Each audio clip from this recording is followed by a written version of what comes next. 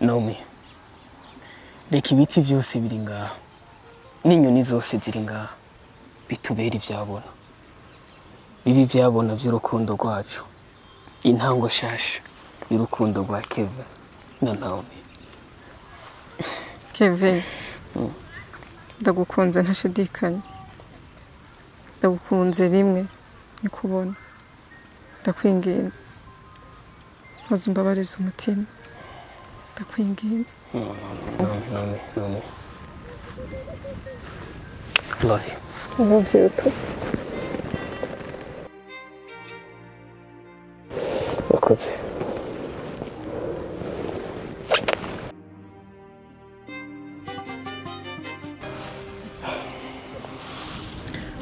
Let's go.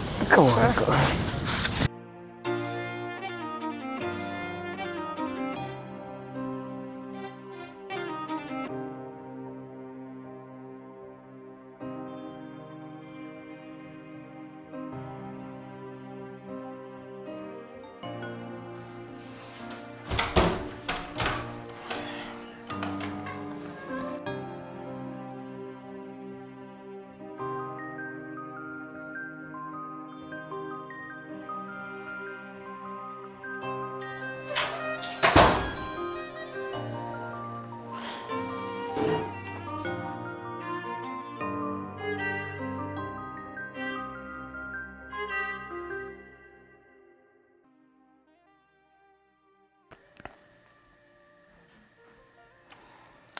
Muri ubu buzima turarira cyane,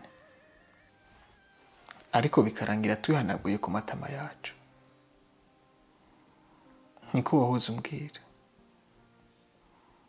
amarira n'umubabaro tubamo bizohezwa no kumvikana. Undi kwiruka ariko simbona iyo ndiko ndaca. Aca nibuka ca gihe umbwira ngo ufise ubwoba ko umunsi tuzobonana tutazomenyana. Ngo ndi kwiruka ariko simbona iyo ndiko ndaca. Naraba iyo ngiye naho nkabona ni kure cane. Nasubiza amaso inyuma iyo mvuye naho nyene nkabona ni kure cane. Amaherezo bikananira kubivamo.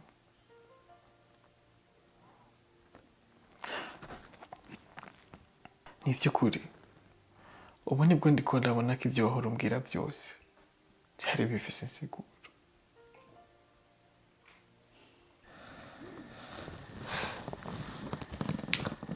Kane, uri mu biki? Ndiko ndiyumvisha uburyo nzoba mfise ubwoba ca gihe nzoba ngiye guhindura chapitre y'ubuzima bwacu. Hagiye gukorwa mariage, ariko mariage y'abantu babiri batandukanye.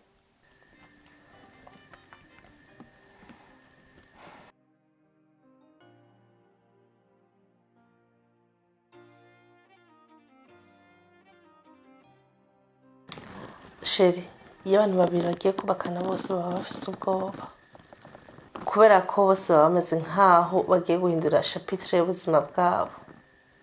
Inkuru y'urukundo rwacu ndashaka abantu bose izobabera icigwa.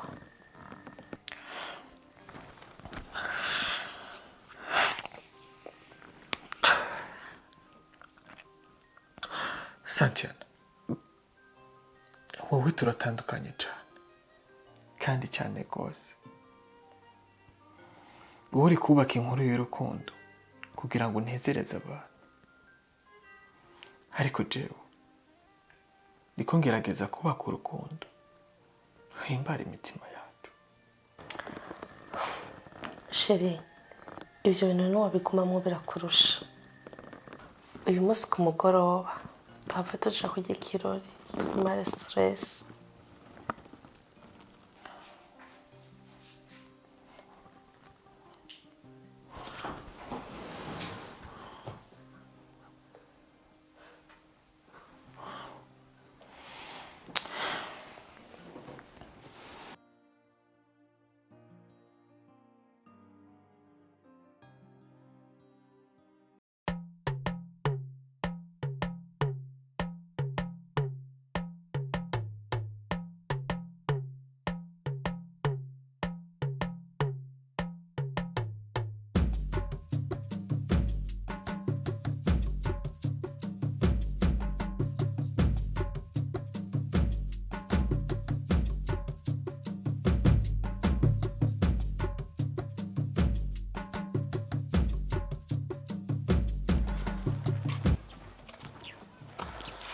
Sheri karibu.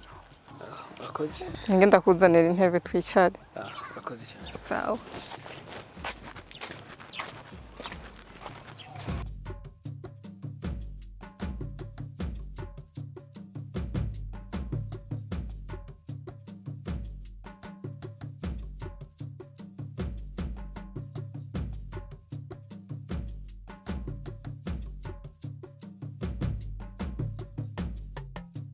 Karibu.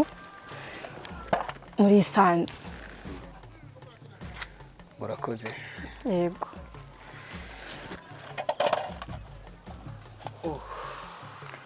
Sheri.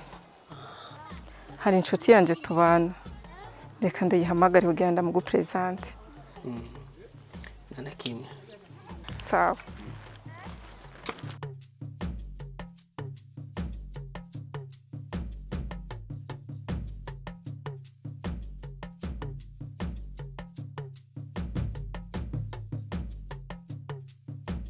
Ya, Angeli. Bite. Ntukize Nyonkiza. ari watetse Natebye. Umva. Ndagufitiye amakuru. makuru nyabaye Hari umuntu ushaka kupresenta.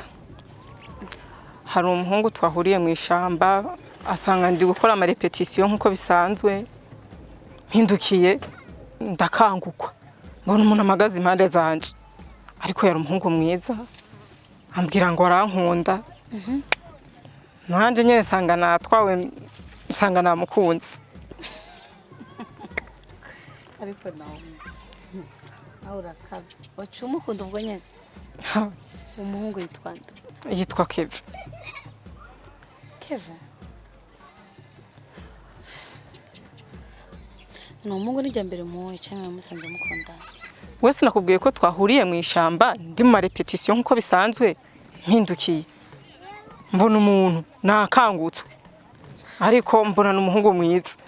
Nawe mbona ambwira ngo arankunda.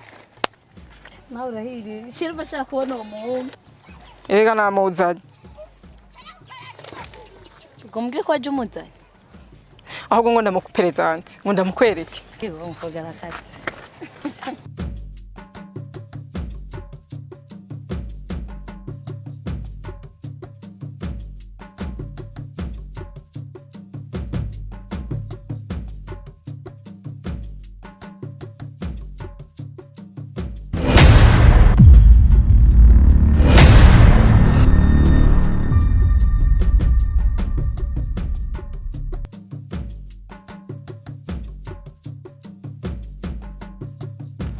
Keve, uwo yitwa Angeli. Ni umugenzi wanje kuva mu bwana. Angeli, uwo yitwa Keve ni shiri wanje. Turakundana. Tita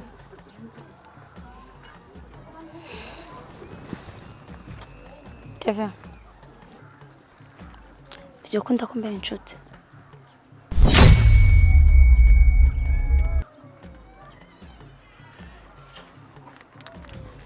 Cyane Angeli. Naomi urasa umusheri mwiza cyane Urakoze.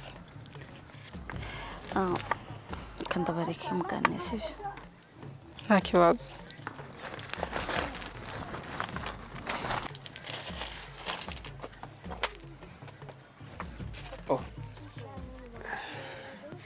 Ufise umugenzi mwiza.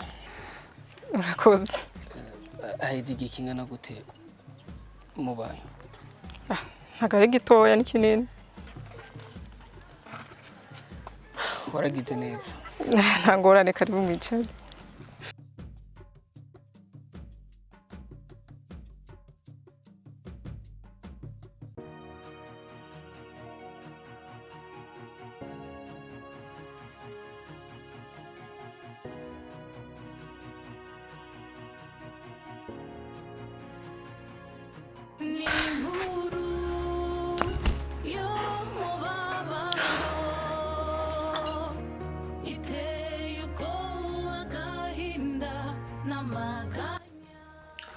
Amana, ndakwinginze ugarukane Angeli mu buzima bwanje. Ndi mu mwijima. Ndashaka umuco mwami Yesu. ndashaka umuco mwana. Ko mana kubera iki wemeye ko mbabazwa bigeze ino hose? sigaye mfukama ngo senge nkabura amajambo ambwira Imana kera nawe urandira kubera amajambo wari umbwira y'urukundo ariko ubu ndira kubw'agahinda n'umubabaro ufite umutima wanje kandi ndagukumbuye. Reka nizere ko gutandukana kwanje nawe Imana yashatse guhindura byinshi bitwerekeye kugira ngo nitwabonana pasi tuze tubone igitangaza cy'Imana. Hari byinshi nkumbuye kuri wowe Angeli. Mana garukana inkubaganyi yanje Angeli, ndakwinginze mwami Yesu.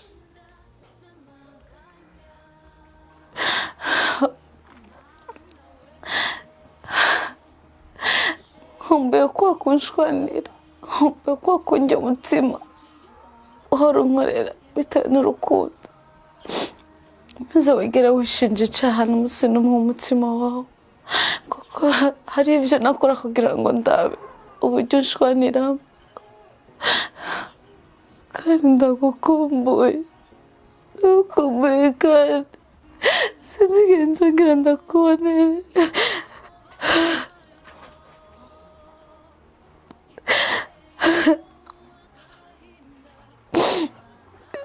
Amarira n'umubabaro bizohezwa no kumvikana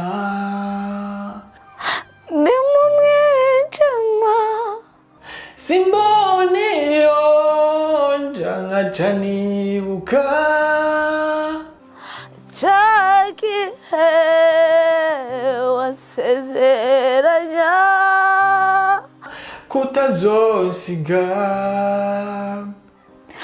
ndi kwiruka oya sinshika nkarabiyo mvuye niyo ngi bikananira kubivamo.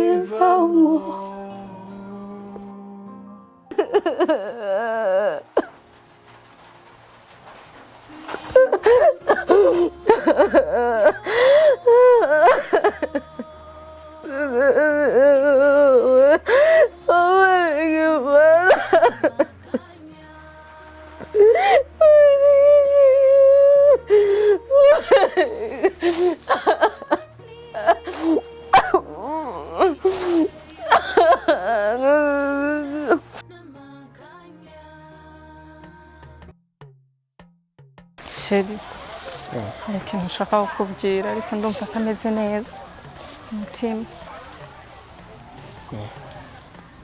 Keve Angeli namugize umwunganizi w'urukundo rwacu ariko bisa nkaho watangiye kumukunda. Keve ukunda Angeli?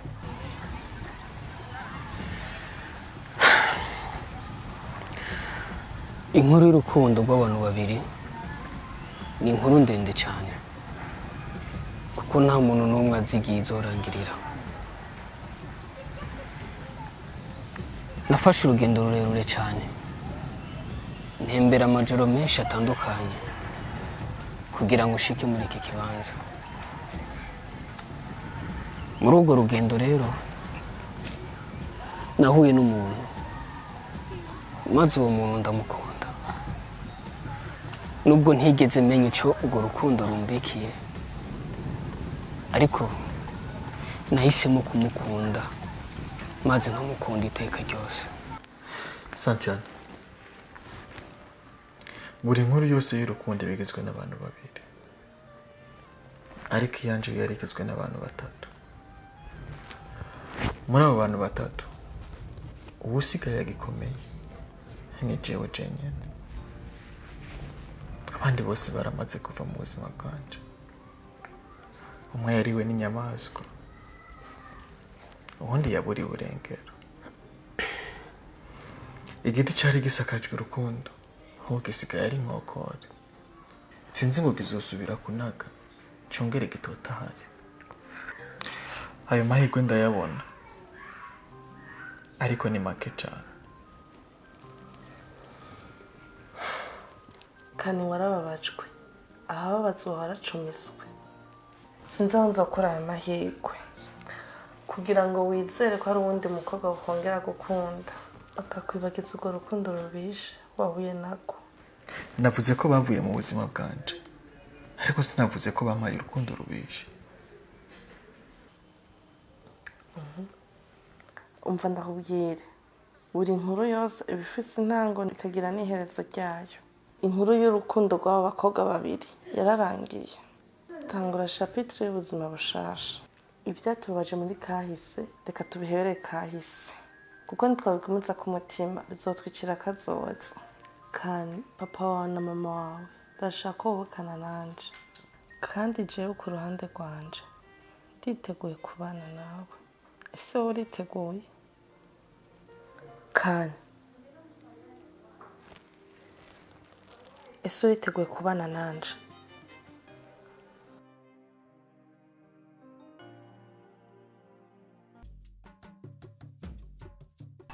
Sheri, ntugire ikibazo, nanjye ndagukunda kandi nzogukunda ubuzima bwanje bwose. Sure. Ni ukuri.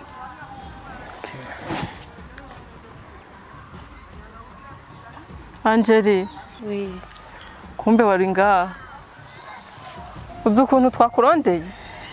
Mana we, uvuye he? Nanagiye gusenga.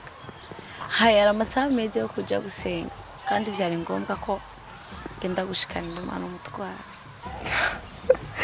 Sheri, Angeli akunda gusenga kugeza naho isengesho yarigize tantine wiwe. Tabira n'ukuri ma. Gusenga ni vyiza, kandi isengesho kurigira tantine wawe ni vyiza cyane, ariko icyiza kurusha iyo iryo sengesho urishize mu mutima wawe maze ukarigira icibutso, kuburyo n'ivyashika basuka butakiriho kuri iyi si abantu bazokwame bibuka isengesho ryawe. Kevin, hari icyo nshaka kubaza. Bazana na kimwe. Nawe umukunda bingana gute nimba utari kuramubesha?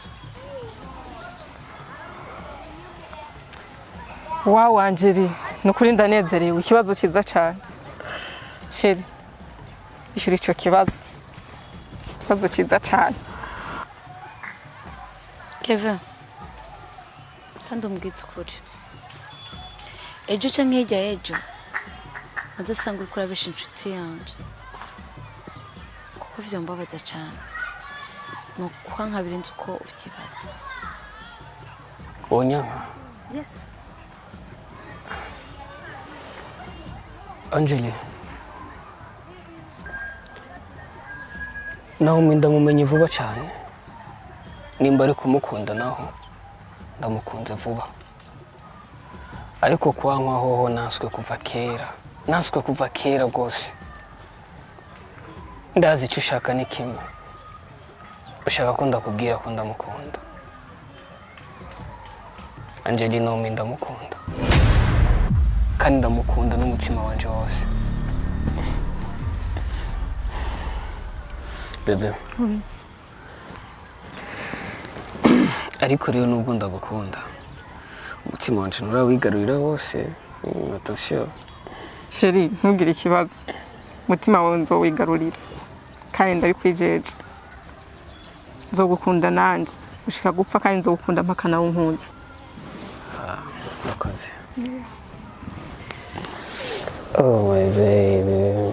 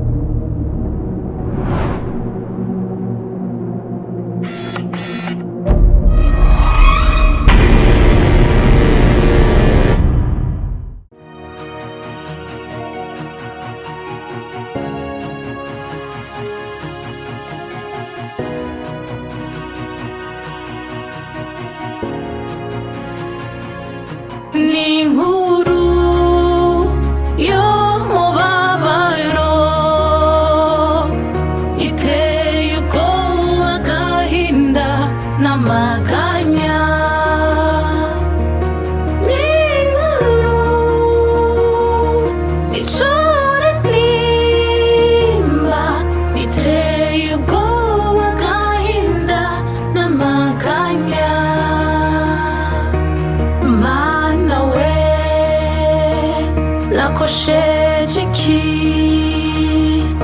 iyo bwije iyo bukeye mbabatwa.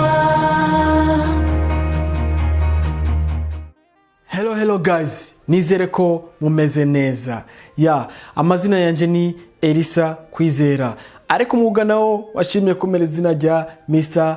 Kan. Ati nje ngaha gukora iki? Musanzwe munzi ndumwe mu bagize umugwi Meja TV. Nje ngaha ndabinginga mfukama mwebwe mudukunda, mwe mukunda ibikorwa vyacu. Ndabinginze nje ngaha kubasaba subscribe yanyu. Please, wewe umaze kuyikora, respect, ndakubaha cyane. Ndakwinginge ubwire mugenzi wawe yo batarayikora adufyondere kuri subscribe. Nawe wese rero utarayikora umaze kuraba iyi video ikakuryohera, ndakwinginze ukore subscribe, comment, share, bose kandi bashikirize ubutumwa ubabwira ati inguteze imbere aba bana b'igihugu. Turabinginze, ni mwebwe ba bosi bacu, ni mwebwe dukorera.